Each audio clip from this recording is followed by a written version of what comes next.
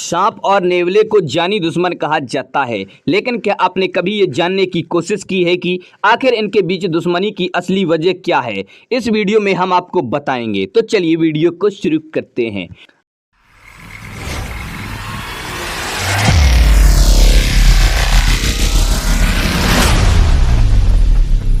अक्सर जब दो लोग आपस में लड़ते हैं तो उन्हें ताना दिया जाता है कि वो सांप और नेवले की तरह लड़ रहे हैं।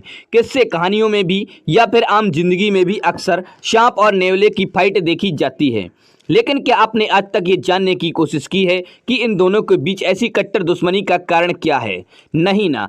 सांप और नेवले की लड़ाई के कई वीडियो सामने आते हैं, लोग इन्हें बेहद रोमांच के साथ देखते हैं, लेकिन किसी को इनके बीच की दुश्मनी का मुख्य कारण नहीं पता होगा।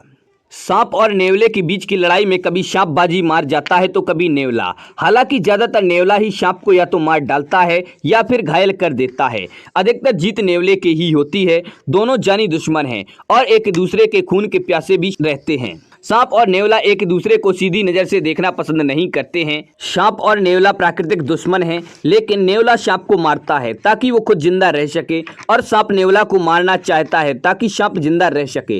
मूल रूप से दोनों को जीवित रहने के लिए एक दूसरे को मारने की आवश्यकता है, इसीलिए वे एक दूसरे से घृणा करते हैं और एक दूसरे के जान के दुश्मन हैं। अब बात करेंगे इनकी दुश्मनी की असली वजह की। सांप और नेवले के बीच की दुश्मनी का असली कारण कुछ और ही है। दरअसल सांप नेवले के बच्चे का शिकार कर लेता है।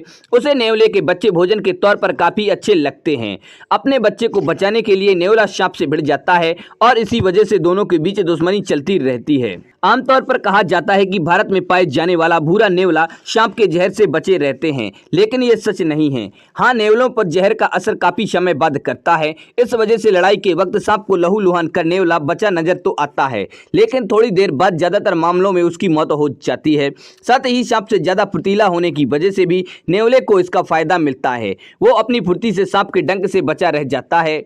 नेवले की कई प्रजातियां हैं, मगर भारत में पाए जाने वाला ग्रे नेवला सबसे खतरनाक माना जाता है। इसे कोबरा किलर के तौर पर भी जाना जाता है। नेवले का पैतरा बेहद सिंपल है। वो लगातार सांप पर तेजी से हमला करता है, इतना कि सांप बार बार हमला करके थक जाए। वो लगातार उसका सिर काटता है। ऐसे में सांप के पास दो ही रास्ते बचते हैं, या तो वहां से किसी तरह भाग जाए या फिर लड़ते हुए मारा जाए।